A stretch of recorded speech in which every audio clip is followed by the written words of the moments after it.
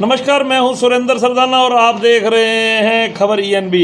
आज हम इस समय मौजूद हैं इलाहाबाद के वार्ड नंबर 3 में और निकाय चुनाव का बिगुल बज चुका है। और आज जो वार्ड नंबर 3 से जो प्रत्याशी सुभाष जी प्रेमी वो चुनाव लड़ रहे हैं, अपनी किस्मत आजमा रहे हैं और इससे पहले समाज सेवा में अपनी अग्रणी जो भूमिका निभा रहे हैं और अब इन्होंने राजनीति में कदम रखा है।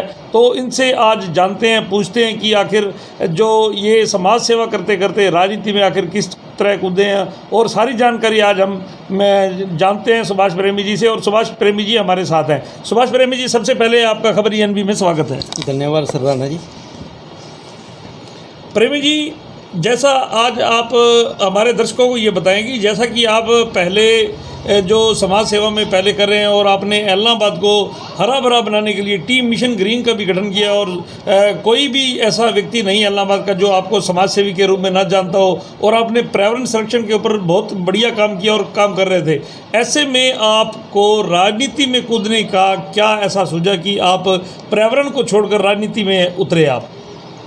सर, मैं आपको बताना चाहता हूं कि मैं जब 6 साल की उम्र में था तब से मेरे को सामाजिक सेवा के अंदर लगन थी। उस समय मेरी मम्मी के साथ मैं रो रो कर रात की सत्संग हुआ करती थी, उसमें जाया करता था। वो मेरे को बिस्तर एक हाथ में और एक हाथ में डेरा सच्चा सौदे में आया करते थे। तो वहाँ से मुझे प्रेरणा मिली सामाजिक सेवा करने की। उसके बाद में मैं गांव सादेवाड़ा में शिक्षा ग्रहण कर रहा था स्कूल के अंदर। तो वहाँ हमें मास्टर जो हमारे अध्यापक थे उन्होंने हमें पेड़ दिया करते थे लगाने के लिए, भी अपना एक पेड़ लगाओ, उसको बड़ा बनाओ। तो अभी सादेवाड़ा के बस स्टैंड पर एक पीपल का पेड़ लगा हुआ है जो मेरे हिस्से में आया हुआ था और वहाँ पर गांव वालों ने एक चौतरा बनाकर वहाँ पर बैठते हैं, मन शांत होता है, खुशी होती है। तो उसी लगन में मैंने यहाँ पर बढ़ते हुए शहर इलाहाबाद के अंदर समाज सेवाएं की और फिर मैंने ये सोचा क्यों ना एक ऐसी और लोगों को भी साथ जोड़कर पर्यावरण संरक्षण पर एक अच्छा कदम उठाया जाए, जैसे आम लोगों को बेनिफिट हो, फ़ायदा हो। तब हमने इस जो हमारी पर्यावरण संरक्षण सेवा ट्रस्ट का गठन किया जो रजिस्टर्ड है, जिसके अंदर हमारी तकरीबन 30 मेंबर हमारे साथ जुड़े हुए हैं और अस्थायी तौर पर हमें आम लोग इतनी सहायता कर रहे हैं कि हम उसका वर्णन ही नहीं कर सकते, क्योंकि उनको एक प्लेटफार्म मिला है। उनके सामने हमने पौधा लगाना, उसको बुलाकर पौधा लगाना और उस पौधे को आगे बढ़ाना, ये एक लोगों को अच्छा प्लेटफार्म मिला है और लोग हमारे साथ जुड़े हुए हैं। बिल्कुल यही बात जो मैंने सबसे मेरा पहला ये अहम सवाल भी यही था कि आप पर्यावरण को लेकर इतने संजीदा हैं, पर्यावरण को लेकर इतना बड़ा काम कर रहे हैं, तो फिर आप राजनीति में क्यों कूदे? तो मैंने समझा कि लोग कहते हैं कि राजनीति जो एक दुकानदारी बन चुकी है, परंतु मैं नहीं इसको मानता। इसको बदलाव की ज़रूरत है। पहले राजनीति भी समाज सेवा ही थी।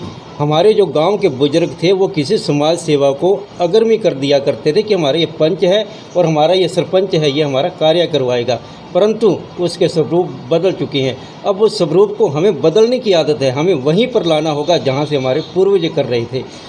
हमें राजनीति में आकर भी हम समाज सेवा कर सकते हैं, कौन कहता है नहीं कर सकते।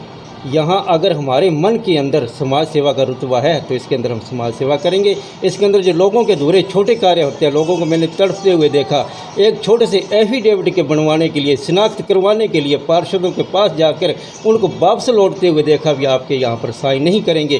क्यों नहीं करेंगे? क्योंकि उन लोगों तक उनकी जो पहुँच नहीं है, या कह देते हैं कि बाद में वो हमसे कुछ ले देकर ये काम ले देकर हमें वोट देते हैं या लेते हैं, वो इसके बीच में सिलसिला अड़ जाता है। परंतु वो सिलसिला ना अड़े, इसलिए मुझे राजनीति में आना पड़ा। आपका कहने का मतलब है कि आप समाज सेवा करना चाहते हैं, या जो आपने एक बदलाव की बात की राजनीति में, सबसे पहले ये पूछूंगा कि वो बदलाव क्या है और उस बदलाव को किस तरह आप बदलना चाहते हैं? मैं इस बदलाव को इस तरह बदलना चाहता हूँ कि हमने पार्षद देखे हैं, देखते आ रहे हैं, किसी भी पार्षद ने अपने वार्ड के अंदर अपने जो वार्ड के स्थायी निवासी हैं उनके लिए कोई स्थायी ठिकाना नहीं बनाया हुआ है। मेरे आने का मतलब मैं यहाँ पर एक स्थायी ठिकाना बनाऊंगा। सुबह और शाम 2 घंटे प्रत्येक जो भी हमारे वार्ड के हैं उनको आने के लिए समय दिया करूँगा और जो भी कार्य यहाँ तक हो सके यहाँ ही करवा के उनको वापस कर दिया करेंगे। बाकी जो कार्य है मैं जो भी दफ्तर का होगा उसके साथ में जाकर वहाँ पर करवाऊँगा, क्योंकि ये एक सामाजिक सेवा है, इसको मैं इस कड़ी के अंदर जोड़ना चाहता हूँ।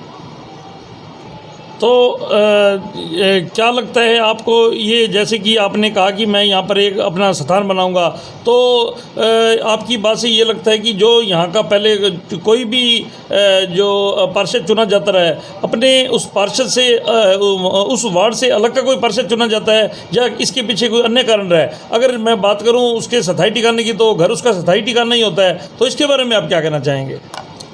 इस स्थायी ठिकाने की मैं ये बात करना चाहता हूँ, अगर अपने वार्ड का प्रतिनिधि हो तो वो सबसे बेटर होता है, परंतु उसके अंदर भी कुछ नुक्ताचीनी होती है। वो कभी तो कह देता है कि मेरे पास यहाँ मोहर नहीं है, उसका स्थायी ठिकाना कहाँ हो, उसके पास साइन करने की अथॉरिटी और साथ में उसके जो स्टैंप वगैरह उसके पास हो। अगर वो ये कहे कि स्टैंप मेरे घर पड़ी है या मेरे घर से मिसेज भी वो पार्षद है वो साइन करेंगे, तो वो एक स्थायी ठिकाना हम नहीं मान सकते। या कोई बाहर से कोई यहाँ प्रतिद्वंदी आकर किसी वार्ड से उतरता है तो हम उसका स्थायी ठिकाना नहीं मान सकते। अगर यहाँ पर किसी वार्ड के अंदर छोटी सी तकलीफ़ हो जाती है, रात को किसी को तकलीफ़ हो जाती है, किसी को ज़रूरत पड़ती है, तो बाहर का प्रत्याशी यहाँ पर आकर उसको संभाल नहीं कर सकता जो कि लोकल जितना कर सकता है।